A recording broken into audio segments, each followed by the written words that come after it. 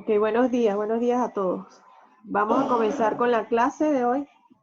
Hoy vamos a terminar lo que es el tema de histología animal. Nos quedamos pendientes con otros tipos de tejido conectivo o tejido conjuntivo. También tenemos el tejido muscular y el tejido nervioso. Pero no vamos a profundizar en el tejido muscular y nervioso porque más adelante, dentro de la programación de quinto año, se va a ver a fondo lo que es el tejido muscular y lo que es el tejido óseo, el tejido nervioso. Entonces no vamos a profundizar en eso. Vamos a seguir trabajando con el tejido conjuntivo. Vamos a terminar con el tejido conjuntivo y con eso terminaríamos el tema. Entonces les voy a compartir las diapositivas.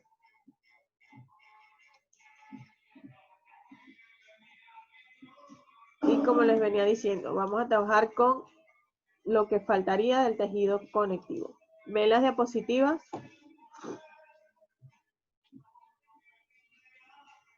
Okay. Bueno, vamos a comenzar entonces.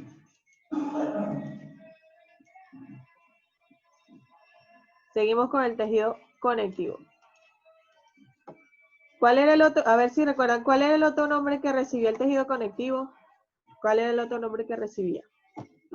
¿Tejido conectivo o tejido qué? A ver. ¿Tejido conectivo o tejido qué? No sé. Conjuntivo, muy bien, Jade. ¿Tejido conectivo o tejido conjuntivo? Dentro de su clasificación ya habíamos definido algunos, habíamos definido el tejido óseo, habíamos definido el tejido cartilaginoso, el cartílago hialino. Ahora vamos con el tejido adiposo. Cuando hablamos de tejido adiposo, ¿con qué lo relacionamos? Tejido adiposo, ¿con qué? ¿Con qué lo relacionamos? ¿De qué estamos hablando? De grasa, muy bien, estamos hablando de la grasa. Entonces, el tejido adiposo está formado por células que son llamadas adipocitos. Células llamadas adipocitos, que son las células productoras de grasa. Él se encarga de formar el empaque elástico de los órganos principalmente de ser la capa protectora de los órganos principales. Protege al organismo de los cambios de temperatura. También una capa de grasa nos va a proteger de la pérdida de calor. Este tejido adiposo tiene una clasificación, se clasifica en tejido adiposo amarillo y tejido adiposo pardo. Vamos primero con el tejido adiposo amarillo. También se le llama unilocular, tejido adiposo amarillo o también llamado unilocular. Este está formado por grasa más abundante, es decir, tiene mayor cantidad de adipocitos y es vascularizado. Funciona como una reserva de energía, ya que al producir grasa va a producir energía o vamos a tener reservas de energía mediante la grasa. Modela el cuerpo, rellena espacios y sirve como almohadilla de algunos órganos. Y en este tejido adiposo amarillo se van a formar lo que son los triglicéridos. Tenemos el tejido adiposo pardo, también llamado tejido multilocular. Este está formado por células adiposas pequeñas, es decir, tienen menos cantidad de grasa. Presenta liposomas, que son células que contienen pequeñas manchas o pequeños punticos de grasa. Su coloración es debido a la cantidad de citocromos que se encuentran en la célula. La célula de este tejido adiposo pardo tiene numerosas mitocondrias. Y dentro de las mitocondrias hay grandes cantidades de citocromos, lo que le van a dar la coloración a este tejido. Lo vamos a encontrar en el feto, en el recién nacido y en los animales hibernantes. Por ejemplo, un animal hibernante, ¿cuál será?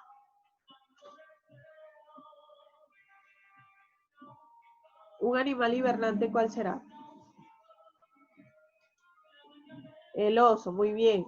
Entonces él forma capas de grasa cuando está hibernando.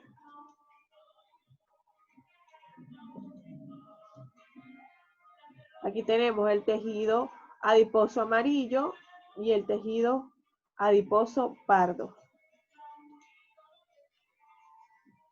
Sí, los osos comen mucho para acumular en su organismo grasa para cuando llegue el invierno.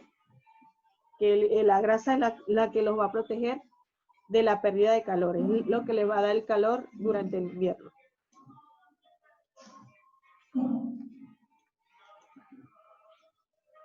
Continuamos con la clasificación del tejido conectivo.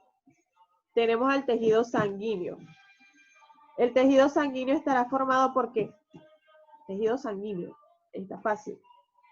¿Cuál es su componente? Componente del tejido sanguíneo, la sangre. Entonces, el tejido sanguíneo está conformado por elementos formes dentro de un intersticio líquido llamado plasma.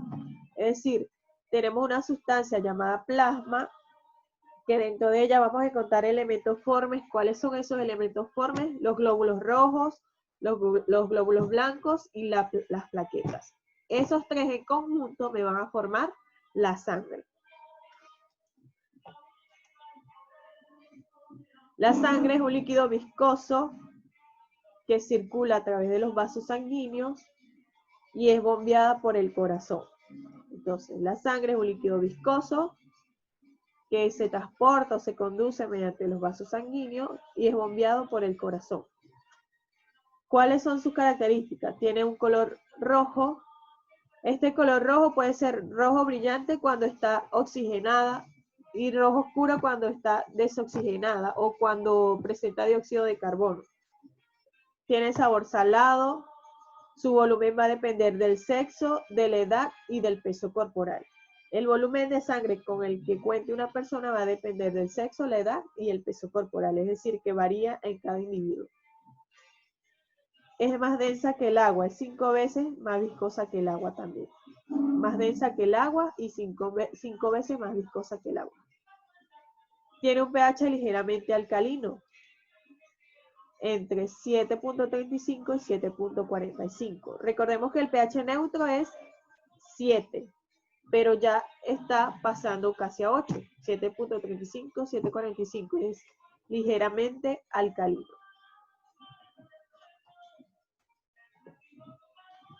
Vamos con las funciones de la sangre.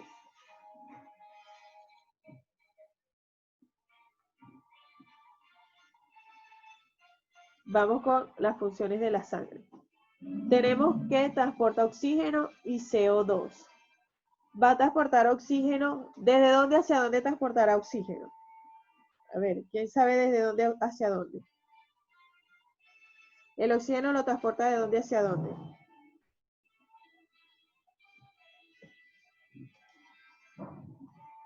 Desde los pulmones hacia el corazón o hacia los otros tejidos. El oxígeno va desde los pulmones hacia los tejidos o hacia los otros órganos. Y el CO2 va en caso contrario, desde los tejidos u órganos hacia los pulmones.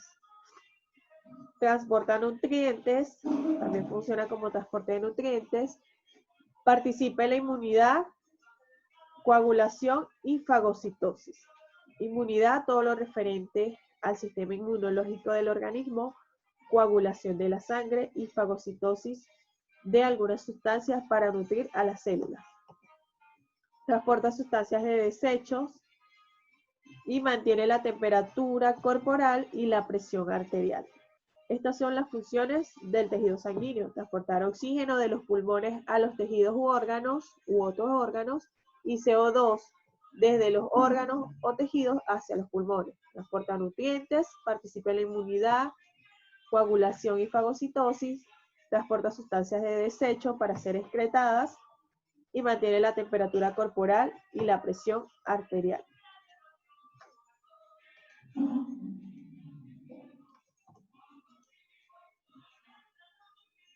Aquí tenemos un vaso sanguíneo a través del cual está circulando la sangre. ¿Cuáles son sus elementos formes? Los glóbulos rojos, los glóbulos blancos y las plaquetas.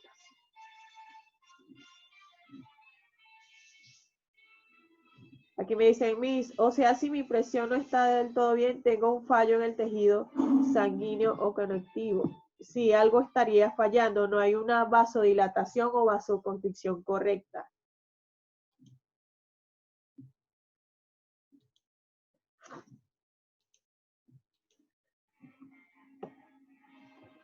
Continuamos.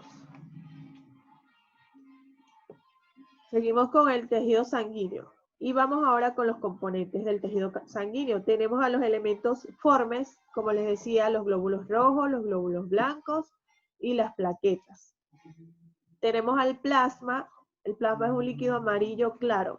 Este plasma conforma el 55% de la sangre. Y dentro de este plasma es que van a encontrarse inmersos los elementos formes, es decir, en el plasma van a estar distribuidos los glóbulos rojos, los blancos y las plaquetas. Además de ellos se encuentran también proteínas, sales, agua, nutrientes, desechos que van a ser excretados por el organismo. Entonces tenemos elementos formes, proteínas, sales, agua, nutrientes y desechos.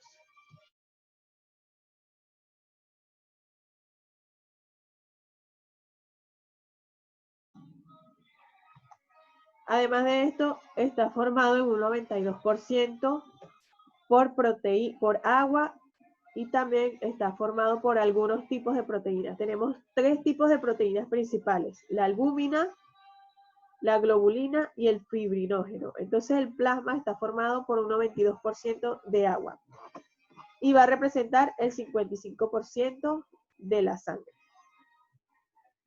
Luego tenemos al suero. El suero es el plasma que carece de factores de coagulación, es decir, no tiene los factores que van a provocar la coagulación de los eritrocitos. Se observa después que la sangre se ha coagulado y posee serotonina. Si ustedes colocan en un capilar es un tubo delgadito, ustedes lo colocan sangre allí y lo ponen en una centrífuga, es decir, va a comenzar a girar y a girar. La sangre, todos los elementos formes se van a coagular y arriba me va a quedar el suero, que va a ser ese plasma, esa sustancia que se separa luego que la sangre se coagula. Me queda la sangre coagulada abajo y me queda el suero arriba. ¿Ven? Si yo centrifugo, si yo tengo un capilar, coloco sangre y yo lo pongo a centrifugar, en el fondo me va a quedar todo lo que son los glóbulos rojos, porque se coagulan. Hay factores de coagulación allí. Ellos tienden a coagularse. Pero el suero no consta de factores coagulantes y por eso se queda arriba. Y luego tenemos en el centro los glóbulos blancos y las plaquetas. El suero no se coagula. Entonces tenemos aquí los componentes de la sangre. Tenemos el plasma compuesto por agua, iones, proteínas, nutrientes, desechos, gases. Tenemos a los glóbulos blancos y tenemos a los glóbulos rojos y las plaquetas también. Por eso es que ahorita hay incluso tratamientos estéticos donde se utiliza el suero de la sangre. Se extrae sangre, la ponen a centrifugar para obtener solo el suero de la sangre y eso te lo inyectan en la cara. ¿Por qué? Porque es rico en proteínas y nutrientes. Seguimos con el tejido sanguíneo. Vamos a explicar o a definir los elementos formes. En primer lugar tenemos a los glóbulos rojos. Estos son anucleados, es decir, carecen de núcleo y no tienen organelos. No es como una célula normal que tiene todos los organelos citoplasmáticos, no. Los glóbulos rojos no tienen ni núcleo ni organelos, por eso no se reproducen. Tienen forma de disco bicóncavo, que va a favorecer el intercambio de gases. ¿Por qué? Porque permite desplazarse por zonas pequeñas dentro de los capilares sanguíneos. Es decir, su forma le va a dar la flexibilidad de desplazarse por cualquier conducto, cualquier vaso sanguíneo, cualquier capilar sanguíneo. Tiene un espesor de 1 a 2 micras. La cantidad depende del sexo. Se origina en la médula ósea roja. ¿Mediante qué proceso se van a originar los glóbulos rojos? A ver, ¿quién recuerda cómo se llama ese proceso? ¿Mediante qué proceso se originan los glóbulos rojos? La eritropoyesis, muy bien. La eritropoyesis, ¿por qué? Porque a los glóbulos rojos también se le conoce como eritrocitos. Entonces se origina en la médula ósea roja. Tienen un periodo de vida de 120 días a 4 meses. Mueren por envejecimiento. Envejecimiento, ¿por qué? Porque ya no pueden sintetizar las proteínas que lo nutren, que le dan estabilidad. Por eso mueren. Su membrana celular es fosfolipídica, contiene colesterol y proteínas.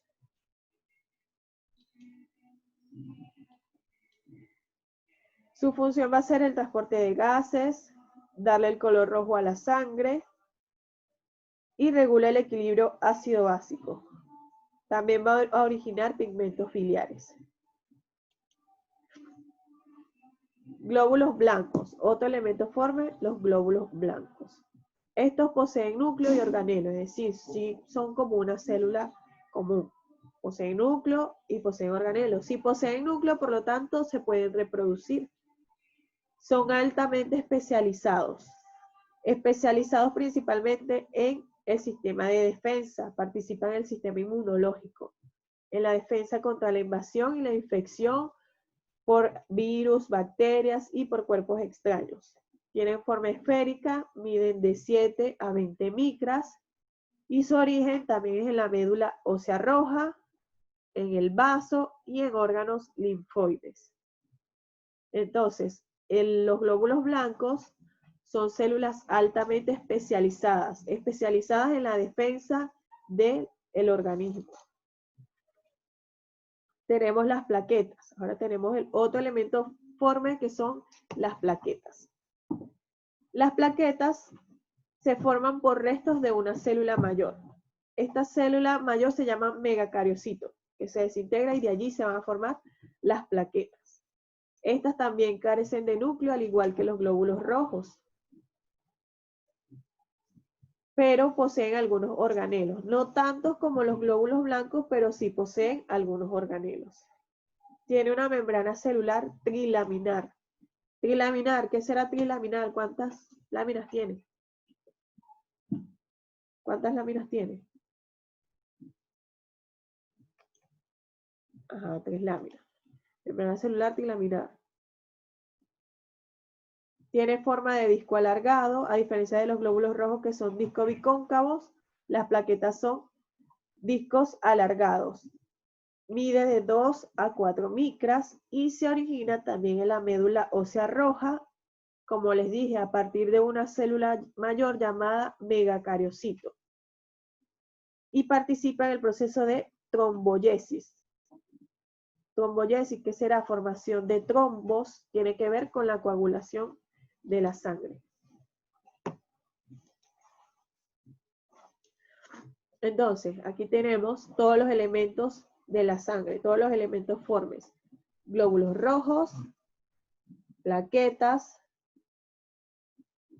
glóbulos blancos. Los glóbulos blancos se dividen en granulocitos y agranulocitos. Dentro de los granulocitos tenemos a los basófilos, neutrófilos y eosinófilos. Y en los agranulocitos tenemos a los monocitos y a los linfocitos. Estos linfocitos pueden ser linfocitos B, linfocitos C.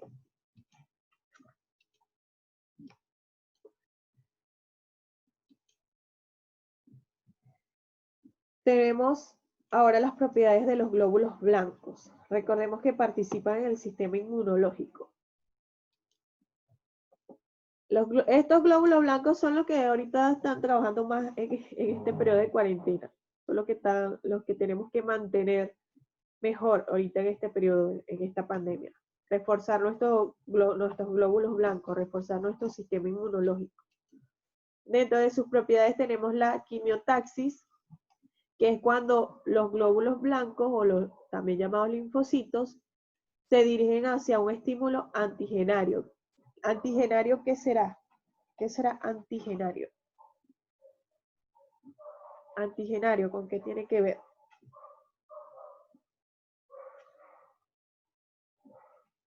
Se dirigen hacia un antígeno. Esto está promovido por alguna sustancia química.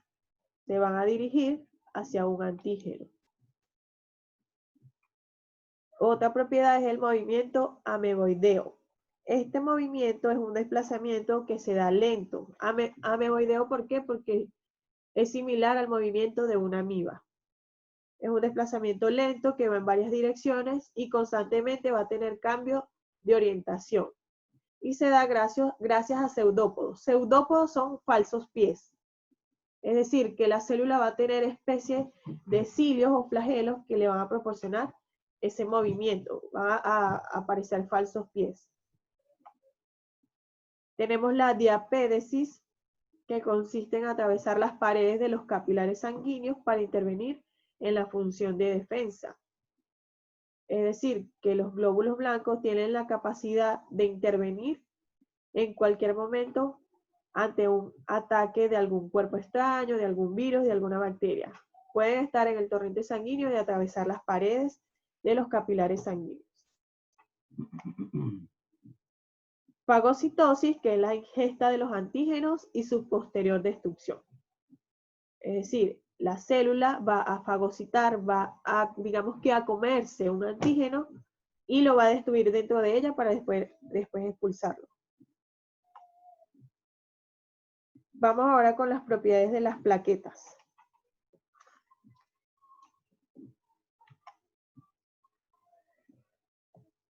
La primera propiedad, adhesividad, es la capacidad de adherirse al tejido lesionado. Es decir, las plaquetas participan en el proceso de regeneración de los tejidos. Cuando un tejido está dañado, las plaquetas son las que van a permitir que este tejido lesionado comience a regenerarse.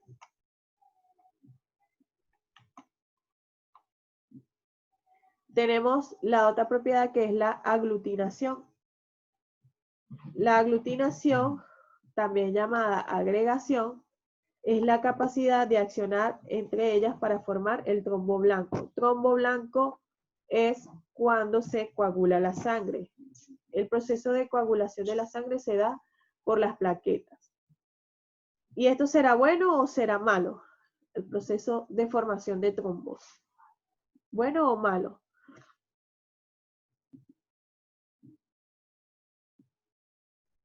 ¿Este proceso será bueno o malo? El proceso de formación de trombos. Puede ser bueno y puede ser malo. Depende en qué cantidad se formen los trombos. Porque si se forma un trombo que nos llega hasta el cerebro, es malo. ¿Por qué? Porque podemos tener incluso un accidente cerebrovascular. Pero la parte buena es que si, por ejemplo, nos cortamos, la misma sangre, las mismas plaquetas van a formar un trombo, que es lo que va a formar el tapón para que no sigamos expulsando sangre, para que no tengamos un derrame. Esto es lo que pasa en las personas que son hemofílicas. Las personas hemofílicas son las que poseen la imposibilidad de coagulación de la sangre. Ellos no tienen la capacidad de formar trombos. Entonces, si tienen así sea un corte muy pequeño, van a tener un derrame. ¿Por qué? Porque sus plaquetas no están funcionando bien, no son capaces de formar trombos. Entonces, esto puede ser bueno como también puede ser malo. Depende de la cantidad en la que se produzcan los trombos y en dónde se formen los trombos.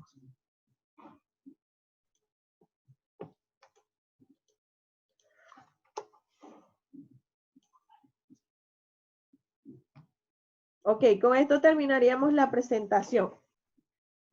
¿Alguna duda? Que no sea que si voy a dejar tarea, por favor. ¿Alguna duda sobre el tema? ¿O alguien quiere dar una opinión acerca del tema?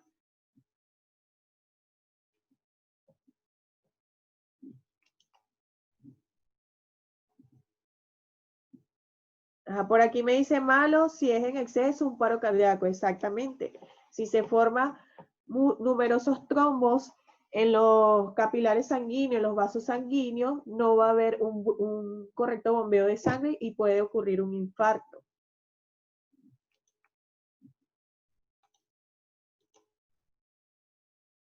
Sí, es más frecuente en gente mayor.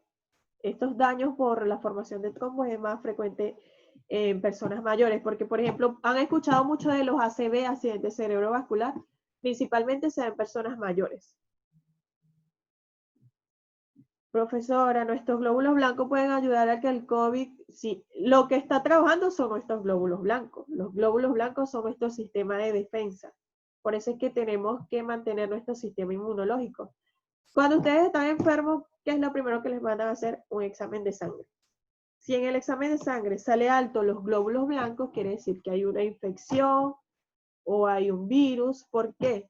Porque si los glóbulos blancos están altos, es porque en nuestro cuerpo está pasando algo para que ellos se alteren. Si hay una cantidad alta de glóbulos blancos es porque ellos están trabajando, tratando de destruir algo extraño que está en nuestro cuerpo. Profesor, ¿y cómo cuido mis glóbulos blancos? Bueno, por ejemplo, durante el periodo de cuarentena, gracias a Dios no me ha dado COVID, sí vivo con gripe, vivo con alergia, pero eso es algo normal en mí, los estudiantes que ya me conocen lo saben. Pero ¿de qué manera? Por ejemplo, yo me he cuidado. He leído mucho que consumir mucha cebolla, consumir mucho ajo, tomar té de hierba luisa, jengibre, ustedes le dicen kion, hierba luisa, kion y limón es buenísimo también para el sistema inmunológico. Consumir muchos cítricos mantiene el sistema inmunológico.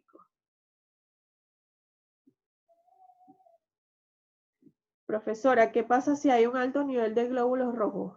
No pasa nada malo. Donen sangre, si tienen muchos glóbulos rojos, donen sangre. Pero no es malo. Si hay un bajo nivel de glóbulos blancos, sí, un bajo nivel también puede indicar algo malo. ¿Por qué? Porque nuestro sistema inmunológico está fallando. Está fallando. Si están enfermos, o sea, si se sabe que tienen una enfermedad, tienen síntomas de algo, pero no les aparecen los glóbulos blancos altos, pero se consta de que hay una enfermedad, entonces también hay una falla en el sistema inmunológico.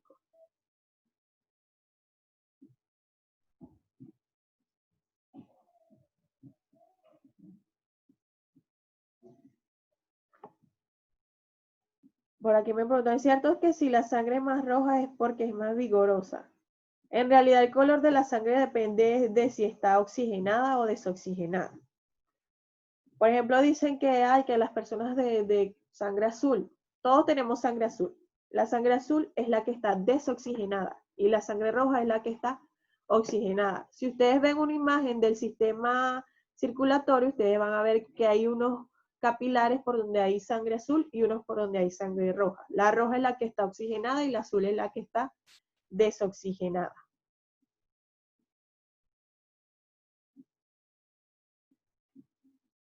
Diferencia entre arteria y vena, las venas son mucho más grandes, de mayor diámetro que las arterias.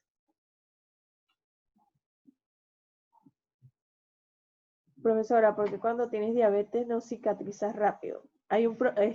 Eso sí ya es un problema de la formación de tejido por el azúcar. El azúcar afecta en la formación de los tejidos. Bueno, con esto terminamos el ciclo de preguntas, chicos. ¿Qué les iba a decir? No hay tarea. Esta semana no les debemos dejar tarea por lo de que es su semana de descanso. No hay tarea, solo hagan sus apuntes para que los tengan, para en algún momento se los puedo pedir más adelante, no sé. Así que bueno, con esto me despido. Feliz fin de semana, chicos.